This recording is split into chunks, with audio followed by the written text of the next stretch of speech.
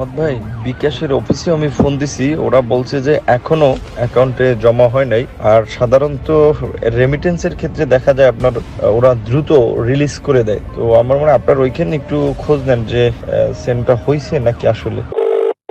হ্যাঁ, আসসালামু আলাইকুম নূর ভাই। ভাই, আপনি যেহেতু সেন্ডার, আপনার অ্যাক্সেসটাই বেশি থাকবে। তো আপনি প্রয়োজনে যদি না হয়ে থাকে তাহলে চাইলে উপরের যে ডাচ বাংলা ব্যাংকের অ্যাকাউন্টটা দিলাম ওইটা তো একটু পাঠাতে পারেন। আমাদের তো কালকেই প্রোগ্রাম, টাকা পয়সা তো কালকেই লাগছিল, আপনি একটু দেখেন। কালকের সমাবেশটা আমাদের ওইখানে একটু খরচ টরচ, এই জন্য টাকাটা একটু জরুরি প্রয়োজন। তো কিছু টাকা যদি সম্ভব হয় ডাচ বাংলা ওখানে দিয়ে দেন। আসসালামু আলাইকুম। কণ্ঠটা নিশ্চয়ই আপনাদের কাছে চেনা চেনা লাগে। এই বিষয়টা আজকে এইভাবে আনতে চাইনি।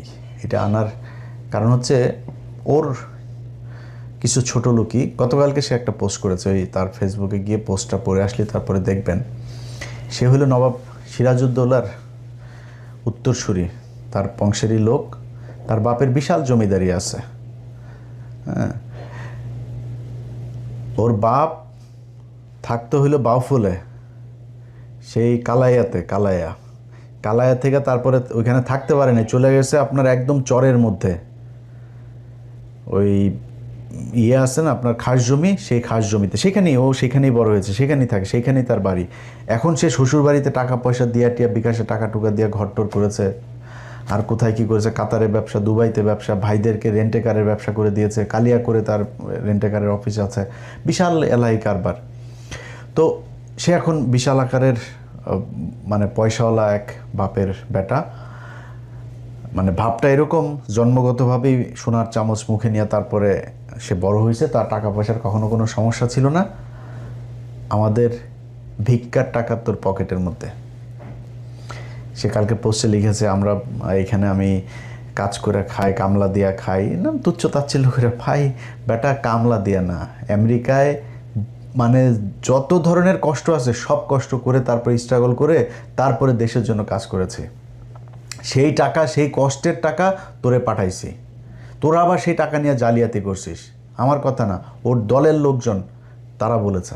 প্রতি মাসে প্রবাসীরা এই চাঁদাটা দেয়, আমাদের একটা রিসিপ্ট পাওয়ার কথা, কিন্তু আমরা এই রিসিপ্টটা পাই না। প্রতি মাসে আমরা রিসিপ্টের জন্য এই আলোচনা হয়, অর্থ কমিটির হিসাব নিয়ে আলোচনা হয়, কিন্তু অর্থ কমিটি কোনো মাসেই স্বচ্ছ একটা হিসাব আজ পর্যন্ত দাঁড় করতে পারে নাই। এই বক্তব্যর পরে আবার যখন এই দলের ভেতরে গ্যাঞ্জাম শুরু হওয়ার পরে সে একটা টক শোতে গিয়েছিল, ওই যে খালিদ মহিউদ্দিনের। সেই টক শোতে যাওয়ার পর তার এই প্রশ্ন করা হয়েছে যে আপনি টাকা পয়সা হিসাব দেন না, আপনি ইচ্ছামতো বিকাশের টাকা টুকা নিয়ে সব ভাঙেন। তখন সে বলেছে কি যে আমি অর্থ কমিটি নাকি সব জানে, সে কিছু জানে না। আপনি প্রবাস থেকে কি পরিমাণ টাকা পেয়েছেন গণ অধিকার পরিষদের জন্য? সেটা আমাদের অর্থ কমিটি এবং অডিট কমিটি বলতে পারবে, কারণ এটা তো আমি জানি না। অর্থ কমিটি এবং অডিট কমিটি বলতে পারবে। হ্যাঁ, আসসালামু আলাইকুম নূর ভাই। ভাই, আপনি যেহেতু সেন্ডার, আপনার অ্যাক্সেসটাই বেশি থাকবে। তো আপনি প্রয়োজনে যদি না হয়ে থাকে তাহলে চাইলে উপরের যে ডাচ বাংলা ব্যাংকের অ্যাকাউন্টটা দিলাম ওইটা তো একটু পাঠাতে পারেন। আমাদের তো কালকেই প্রোগ্রাম, টাকা পয়সা তো কালকেই লাগছিল, আপনি একটু দেখেন। যখন এটা নিয়ে একটু আলোচনা শুরু হয় তখন নূর ভাই বলে, এই সামনের মাসে তোমরা সঠিক হিসাবটা নিয়ে আসবে। এখানে আলোচনা থামিয়ে দেওয়া হয়, তারপর থেকে আলোচনাটা আগায় না। এইভাবেই অর্থ কমিটি চলতেছে। কোনো স্বচ্ছতা অর্থ কমিটির আজ পর্যন্ত এই 1.5 বছরে আমরা সঠিক হিসাব পাই নাই। ও চুরি করতো, এটা ওর দলের মানুষ। এই যেটা ছাত্র অধিকার পরিষদ বলেন, ওই যে কোটা আন্দোলন বলেন, এই কোটা আন্দোলন দিয়েই তো সবার উত্থান। আপনি আসিফ বলেন, নাহিদ বলেন, ওই ওর আশপাশে যারা যে 2-4 জন আছে, ওর সাথে আর কেউই নেই এখন। ও খালি রাশেদার, ও এর বাইরে ওর সাথে কেউ নেই। ওর শ্বশুরবাড়ির কিছু লাঠিয়াল আছে, ফুফাতো ভাই, খালাতো ভাই, চাচাতো ভাই, এগুলো মিলে বরিশালের একটা গ্রুপে নিয়ে, একটা লাঠিয়াল বাহিনীরে নিয়ে ও এনে ধান্দাবাজি করে। এই ধান্দাবাজি করেই তার চলছে। এখন সে নিজের বিরাট আকারের পয়সাওয়ালা লোকজন, বিরাট আকারের মানে অনেক কিছু হয়ে গেছে। তো বুঝছেন না, ফকিন্নির পোলারে আপনি যদি নাকি টাকা পয়সা দেন, ও তো এটার গরম সহ্য করতে পারবে না। এখন যখন কিনা ওর এই টাকা পয়সাগুলো আমরা 2000 কত সাল, এটা 19 সাল, 19 তারপরে 20, ওই সময়টাতে সবচাইতে বেশি টাকা তাকে দেওয়া হইতো। একবার তার প্রতি মাসে আমরা 1-2 বার এরকম প্রতি মাসে দিতাম বিভিন্ন জনের কাছ থেকে তুলে। তো তাদের ভেতরে একজনের কাছে $2,500 পাঠানো হয়েছিল একবার, আমার মনে আছে। এই টাকা এরকম অনেকে পাঠিয়েছে এখানে, মানে আমেরিকায় যারা আছে আপনি খোঁজ নেবেন, ওই নায়েব আলী, ওই যে মাসুম, এরকম যারা যারা আছে পরিচিত লোকজন যারা আছে, আপনারা তাদের কাছে জিজ্ঞেস করেন, সবাই টাকা দিয়েছে এবং মানুষের কাছ থেকে নিয়ে তারপরে টাকা দেওয়া হয়েছে। আমি যদি দিয়েছি $500, আরেকজনের কাছ থেকে নিয়েছি $500, আর যদি কোনো সময় দেখা গেলো $100 আছে, ওকে $100 কত ভাই, 1000 হয়েছে, দান পাঠান, এভাবে টাকা পাঠানো হইতো। সেই টাকা $2,000 তাকে পাঠানো হতো, তখন $85, $84, $86 এরকম $1 রেট পাঠানো হইলো। সম্ভবত মনে হয় বাংলাদেশি টাকায় 2 লাখ বা এরকম অ্যারাউন্ড এরকম কিছু, আমার মনে নাই, বাট $2,500 আমরা পাঠিয়েছিলাম, 2,500। এই টাকা পাঠানোর পরে এখন হঠাৎ করে এই নুরু ফোন দিছে যে ভাই টাকা তো আসেনি। টাকা আসেনি মানে টাকা তো পাঠানো হয়েছে, ওর সাথে নামটা আর বললাম না ওইটা। এরপরে সে ধরা খাওয়ার পরে বলতেছে ভাই আমার বাচ্চা হয়েছে, ওয়াইফের ডেলিভারি, হসপিটালের বিলে টাকাটা খরচ হয়ে গেছে, আমি এটা খরচ করে ফেলছি। পরে আবার পাঠাইছি আমরা, এরপরে আবার ফের এই তুলে তারপরে তাদেরকে টাকা পাঠানো হয়েছে। নুরু এত সহজ না, আমেরিকার জীবন, আমেরিকায় আসে আর টাকা গাছ থেকে পড়ে যায় এরকম না। এখানে যারা স্যুট টুট পরেও বাংলাদেশে যায় না, এরা এখানে কে কী করে, তোর তো 14 গোষ্ঠীর মধ্যে মনে হয় আমেরিকা কেউ থাকে না, থাকলে জিজ্ঞেস করিস। ফকিন্নির বাচ্চা, তুই যে ভাব মারিস এখন, তোর যদি টাকা পয়সা সারা জীবনে যদি তুই বাংলাদেশের সালমান এফ রহমানও হইস, তাও আমরা বুঝবো তুই যে ফকিন্নির পোলা, তোর বাপ চরে থাকতো, তোরা এই কালায়া থেকে যায়, তারপরে তোর থাকার ঘর ছিল না, সেখানে কালায়াতে গিয়ে থাকতে, এটা আমরা জানি। এটা তুই কি ঠিক করতে পারবি? এই কথাগুলো আজকে আনতে চাই নেই। ওর ইদানিং দেখবেন চলাফেরা, ওর পাঞ্জাবি, মানে নতুন নতুন পাঞ্জাবি, তারপরে হাঁটার যে ধরন, হাঁটার ভাবটা দেখলে আপনি বুঝবেন যে ফকিন্নির পোলাদের টাকা পয়সা হইলে কি হয়, এটা এরে দেখে ভালো করে বুঝবেন।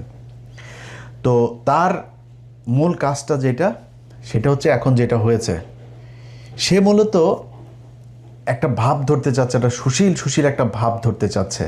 মাঝে মাঝে দেখবেন মবের বিরুদ্ধে কথা বলে, মব হচ্ছে এই সে এরকম কথাবার্তা বলতো, দেখতেন না?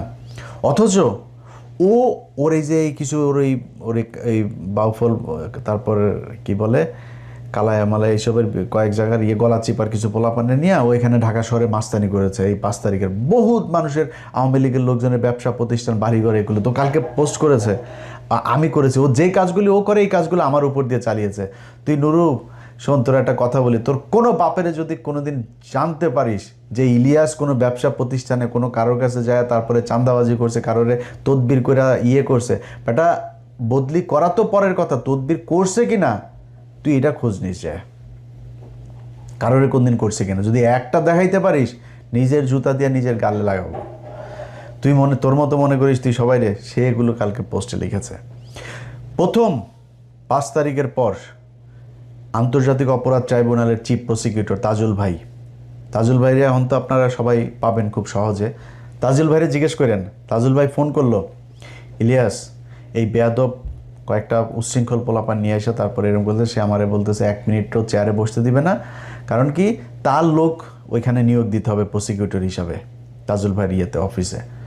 তাজুল বলছে না, এটা তো আপনার কথা মতো হবে না, সরকারের এটা নিবে, পদক্ষেপ নেবে, সেটা সরকারের ব্যাপার, এটা আপনার ব্যাপার না। তাজুল ভাই স্টেট কার্ড কথা বলে আইছে। তাজুল ভাই এই অপমান সহ্য না, উনি আমার ফোন দিয়েছে, তাজুল ভাই বলছে ইলিয়াস এই ব্যাপার কী বল। তা আমি জাস্ট খালি পোস্ট দিলাম, বলছি নুরু তোরে 2 মিনিট সময় দিলাম, 2 মিনিটের মধ্যে ওইখান থেকে বের হয়ে আসবে, মাস্তানি সব জায়গায় করবি না। আচ্ছা তাজুল ভাইরে আমি ভীষণ পছন্দ করি। সাথে সাথে রাশেদ ফোন দিছে, বলি ভাই আপনি এই পোস্টটা ভাই ডিলিট করেন, আমরা ভাই এখান থেকে চলে যাচ্ছি। সরে আসছে। আচ্ছা, স্বাস্থ্য মন্ত্রণালয়ের একজন স্বাস্থ্যমন্ত্রী একজন ব্যক্তিগত সহকারী ছিল, সেই ছেলেটা একজন জুলাই যোদ্ধা, তার হাত দিয়ে বহু জুলাই এই যুদ্ধে আহত বহু মানুষকে সে এই সুস্থ করেছে। এইটার কারণেই তাকে এই মন্ত্রীর পিএস বানানো হয়েছিল। সে বহু পোলাপানকে, সে রাশিয়া থেকে আপনার MBBS করেছে, যে কারণে রাশিয়ায় তার অনেক এই মেডিকেলে আপনার অনেক প্রফেসর এরা ছিল, ভালো ভালো হসপিটাল ছিল, সেগুলি সে চিনত, সে বিভিন্ন রোগীকে নিয়ে গিয়েছে। এমন একজন মানুষকে সে তার একটা তদবির করেছে, তাদের কাছ থেকে আপনার কিছু জিনিস কিনতে হবে, এটা নুরু দিবে, সাপ্লাই দিবে। সে বলছে না ভাই আমি এটা পারবো না। কেন পারবে না? তার বিরুদ্ধে যায় আপনার দুদকের সামনে যায়, তারা তার পোলাপান কয়টা আছে, 50-60 জন কি পোলাপান আছে, এগুলো টাকা পয়সা দিয়ে পালে আগে বিকাশের টাকা খাইতো, এখন ধান্দাবাজি টাকায় খায়। তো এখন হয়তো সংখ্যা আরও বাড়বে। দুদকের সামনে যায় এক দফা এক দাবি নিয়ে বসছে, ওই ওনারে পিএসসি করতে হবে। দুদকের যায় সেখানে ফাইল করছে, সেখানে মব সৃষ্টি করে সেই ছেলের বিরুদ্ধে তারপরে করা হয়েছে। সেই পিএস আমার ফোন দিল, ভাই এই ব্যাপার। আমি সাথে সাথে এটা খোঁজ নিলাম, নিয়ে দেখলাম যে ছেলে খুব ভালো।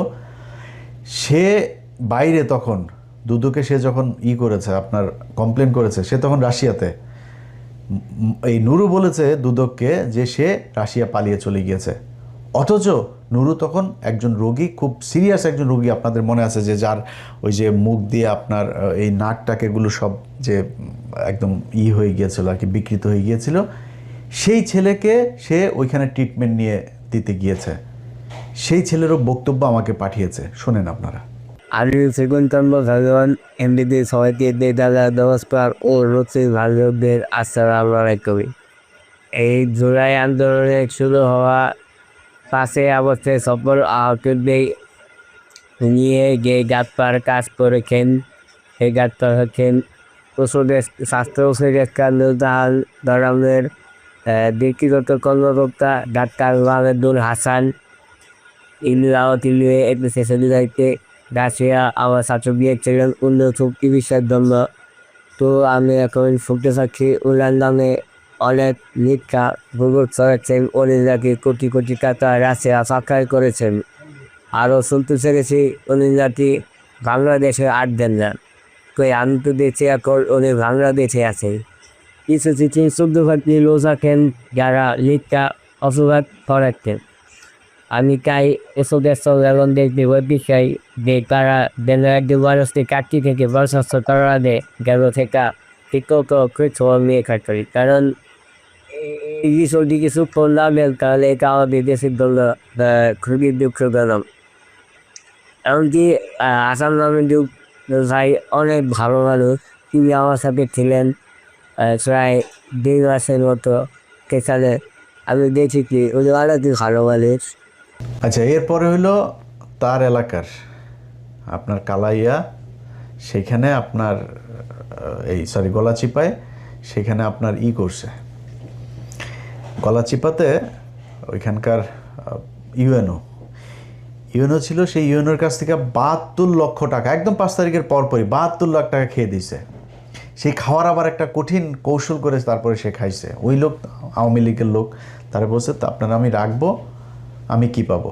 তখন সে একটা সিস্টেম করছে যে নুরুকে সংবর্ধনা দিবে। এই সংবর্ধনার কথা বলে 72 লাখ টাকা খরচ করছে একটা সংবর্ধনার পিছনে। এটা সেই ইউএনএর সেই মধ্যে এখনও পর্যন্ত আছে। অতএব সেইখানে যখন 72 টাকা খরচ করতে হলে তো একটা হিসাব খরচটাও দেখাইতে হবে। প্যান্ডেল করছে, বিশাল এক প্যান্ডেল। এই যে প্যান্ডেল আপনারা দেখতেছেন, এইটা লোকজন নাই, খালি জায়গা। নুরু যায় থাকবে, 1 রাত থাকবে। 1 রাতের জন্য একটা এসি কেনা হয়েছে। সেই এসি রুমের মধ্যে নুরু থাকতে হবে। নুরুর বাপ তো হইল গিয়া জমিদার, নুরু জীবনে তো এসি ছাড়া ঘুমায় নাই। নুরুর জন্য এসি কিনতে হয়েছে 1 রাতের জন্য। এই এসি মিসি কিনা আমার কাছে ওই পুরা এই কাগজ আছে, এই যে তালিকা দেখছেন, এই বিভিন্ন নামে দেখায় টোটাল প্রায় 73 লাখ টাকা সে ওখান থেকে উঠাইছে। এই টাকাটা পুরা নুরু মেরে দিছে। এইভাবে সে এই 5 তারিখের পর থেকে পুরা সময়টাতে সে আপনার নানান ধরনের টাকা লুটপাট করছে। তো এই ফকিন্নির পোলার আপনার পা থেকে মাথা পর্যন্ত পুরাটাই দুর্নীতি, অনিয়ম, মানুষের টাকা আত্মসাৎ, এটাতে ভরা। সে জীবনে কোনো দিন আওয়ামী বিদ্বেষী ছিল না, সে আওয়ামী বিরোধী জীবনও কখনো ছিল না। তার রক্তের মধ্যে আওয়ামী লীগ।